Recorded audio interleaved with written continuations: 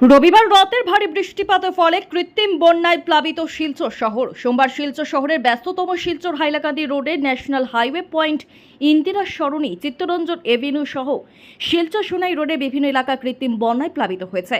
প্রাণের ঝুঁকি নিয়ে যাতায়াত করতে হচ্ছে যাত্রীবাহী গাড়ি সহ পথচারীদের।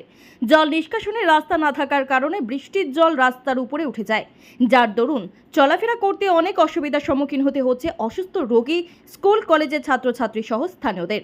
রাস্তার উপরে জল থাকার কারণে ট্রাফিক সমস্যার সম্মুখীন হতে হচ্ছে শত শত গাড়ি সহ অ্যাম্বুলেন্স। ট্রাফিক জ্যাম কমাতে হিমশিম খেতে হয় ট্রাফিক পুলিশ কর্মীদের। স্থানীয়রা জানান, নালার জল যাওয়ার রাস্তা না থাকার কারণে ব্যাপক দুর্ভোগ পোহাতে হচ্ছে জনগণকে।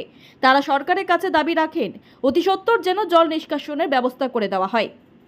Bureau report, daily Barak. না বহুত বছর করছে তো তারা এই সভা করবার লাগে।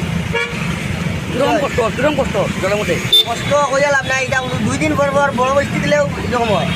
নালার জল দিবার রাস্তা নাই নি, কোনো দিকে নাই তো এরকম অ্যাক্সিডেন্ট হয়েছে। হয়তো কিনা সকাল 7টা থেকে ওরকম, কত সময় ধরিয়া 7টা থেকে এখন পর্যন্ত এখন রাত 2টা বাজবো এরকম সময় হয়েছে।